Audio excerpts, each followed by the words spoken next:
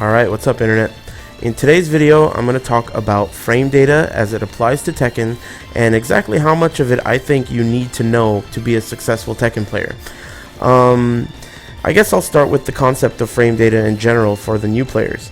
Basically, the game runs at 60 frames per second, and the reason you should use frame data is because what it allows you to do is kind of quantify things in the game, which allows you to create more calculated and more structured offense, defense, or even just game plans in general.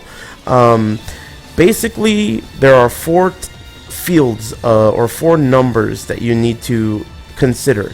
One of them is impact data, and that is referring to the speed of impact of every move.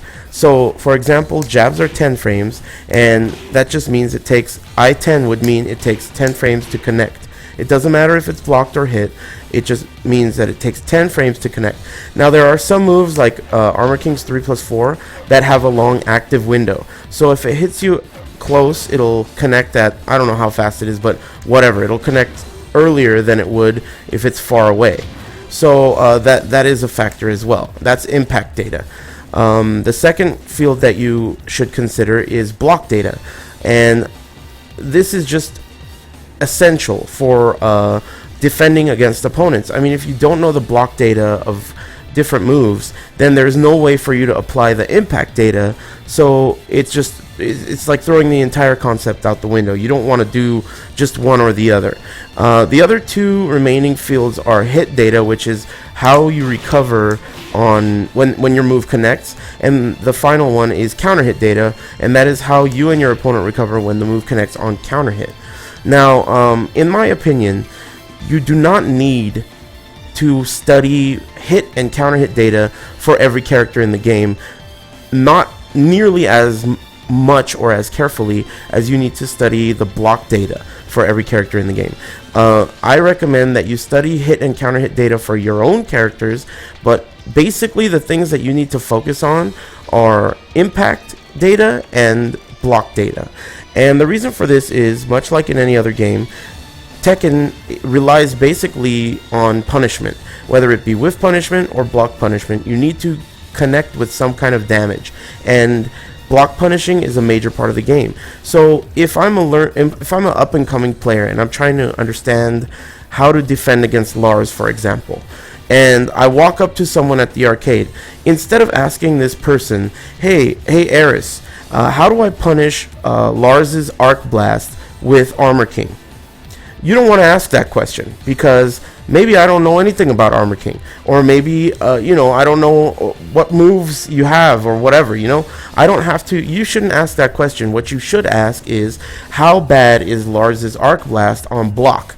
Then when I tell you it's -14 now, you can go, oh, interesting, it's -14 and I play Armor King, I can use a shoulder to punish that. Or if I'm a gangster, I could use a dark uppercut, but trust me, you're not a gangster.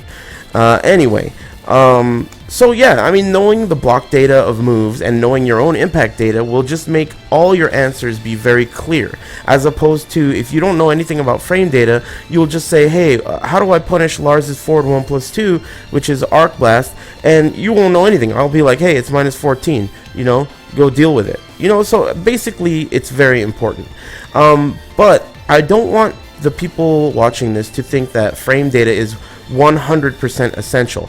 There are players out there that, and one great example of this is Anakin. Anakin from Atlanta, he is one of the best players in the country, and I don't think that can be disputed. But he will admit to you himself that he does not know shit about frame data. He is just oblivious to it. He plays 100% by feel, and though he is learning frame data now, he's pretty much gotten to the point where he is at playing by feel. And the explanation I have for that is, you basically don't need to know how to fix a car to drive a car. But if you know how to fix a car, it's not going to hurt. You're going to be a better driver overall, because understanding the way everything works and the way everything ticks is only going to make you better. I guess in the end, if you are not really interested in the concepts of frame data or dealing with frame data, maybe you shouldn't deal with it. If that's not fun to you and it really makes you not want to play Tekken, maybe you'll come around in time. But Honestly, I think it's a very, very important and interesting part of the game. I think it helps quantify offense in a very interesting and mathematical way. I think understanding frame data will help you grow as a player very quickly, as opposed to not understanding frame data. So I highly recommend it for any player of any level to at least study the block and impact data for as many characters as possible. Before I go, I do have a quick recording here of the move I mentioned earlier, and it looks like Signia signed on. What a scrub. Anyway, this this playback function luckily has an indicator that tells you if you punished correctly. So what you can do is, if you're curious about the frame data of a move, just have it play back and test how unsafe it is. Try all your different moves, and boom. Oh, okay, that's my 14. Let me try a launcher. That's my 15. It didn't work, so now I know that move is minus 14.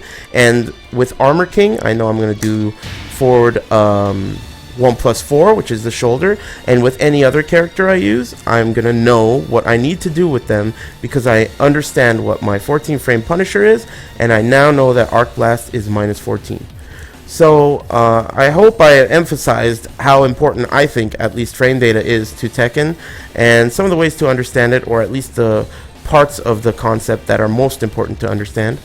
Hopefully you enjoyed that, and I definitely will catch you guys tomorrow. Take it easy.